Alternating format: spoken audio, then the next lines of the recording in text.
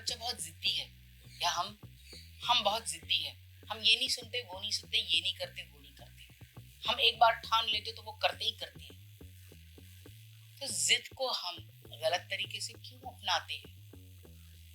जिद ये हमारा गुण है। अगर किसी भी अच्छी बात की जिद पकड़े तो जिद से ही आप उस चीज का मकाम पा सकते हैं। जिद यानी बुरा नहीं है। जिद को आपने अच्छी तरह से कन्वर्ट करना है। अगर आप जिद्दी है तो बहुत अच्छी बात है। अगर आपका बच्चा जिद्दी है तो ये बहुत ही अच्छी बात, उसके उस जिद को अच्छी तरह से कन्वर्ट कर दीजिए। कुछ पाना है, अच्छी तरह से पाना है, सही रास्ते से पाना है, कुछ भी करके गलत नहीं करना है, इस बात की जिद उसे दे दीजिए। आप अपने आप को ले लीजिए, देखिए किस तरह की जिद कहां से कहां ले जाएगी। जापान जैसा देश सेकेंड वर्ल्ड वॉर में पूरी तरह से खत्म हो गया था। आज वही देश हमारे आंखों के सामने वर्ल्ड के टॉप नंबरों में आता है, और हमारे पास सब कुछ है। हमारी सृष्टि, हमारी एक पंच तत्व, हमारा वातावरण बाकी अंतरिक्ष देशों से बहुत अच्छा है। हमारे यहाँ ठीक से बारिश होती है, ठीक से धूप होती है, ठीक से ठंडी भी पड़ती है। बाकी देशों जैसा नहीं है। 6-6 महीने बर्फीला शहर फ्रिज बन के रह जाता है, वहां पे कुछ पकता भी नहीं है, ना घूमने फिरने की आजादी होती है। फिर भी वो उस पे मात करके वहां के लोग हमसे आगे जा चुके हैं। हम ही इतने पीछे क्यों हैं? वजह देखी, बाकी देश सब साफ सुथरे सुंदर है, हम क्यों नहीं है? क्या वो अलग से है? वो इंसानों का दिमाग शरीर अलग है। हर स्थिति में मात करके वो आगे जा रहे हैं, और हमें सब कुछ अच्छा देके भी हम अपने आलस की वजह से ढेर पड़े हैं। बस जहां रेडीमेड मिला, फ्री का मिला, हम भागने की कोशिश करते हैं, जैसे विदेश में भागने की होड़ मची हुई है।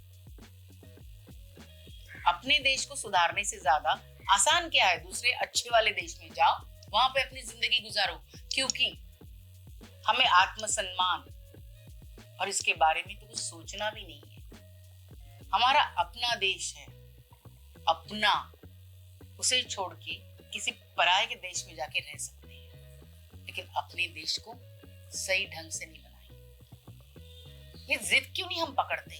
ये जो भी छोटी मोटी गलतियां, जो भी छोटी छोटी चीजें हो रही है, हम आगे आके अपने देश को ठीक करेंगे, ये जिद हम क्यों नहीं पकड़ते? ये जिद तो हम में भरी पड़ी है ना, तो सही मायने में इसका इस्तेमाल क्यों नहीं करते? अपने भविष्य को हम सुधारते क्यों नहीं है? उसी भविष्य के लिए आज हम कमा रहे हैं, अपने बच्चों के लिए कमा रहे हैं। हम अपने बच्चों को क्या देश देके जा रहे हैं, क्या जमीन, क्या दुनिया देके जा रहे हैं?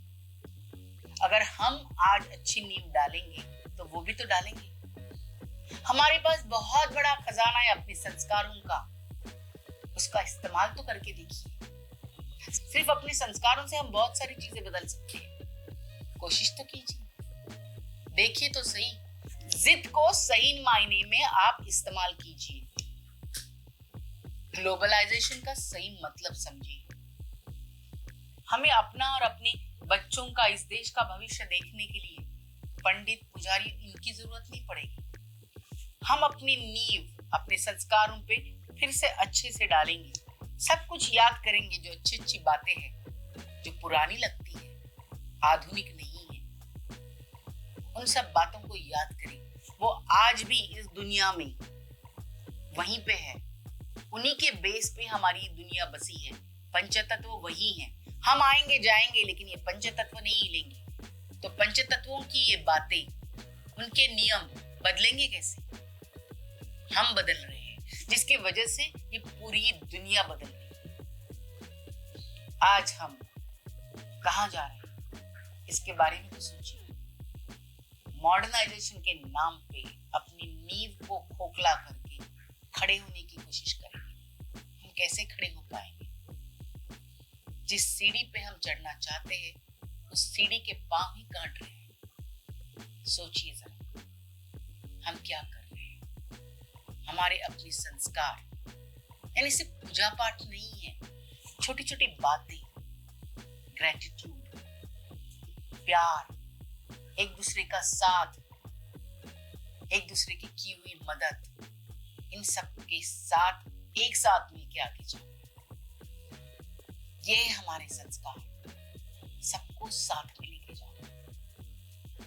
हम अपनी नींव को ना भूलें। हमारे पास संस्कारों की धरोहर है, उस धरोहर के साथ ही हम आगे निकले। देखिए, सबसे आगे जाएंगे हम, कोई कंपटीशन नहीं कर रहे हैं, लेकिन आगे जाने की होड़ में हम अपने संस्कारों के साथ ही जा सकते हैं। इस चीज को याद रखिए। चलिए ना, अपने संस्कारों को याद करते हैं।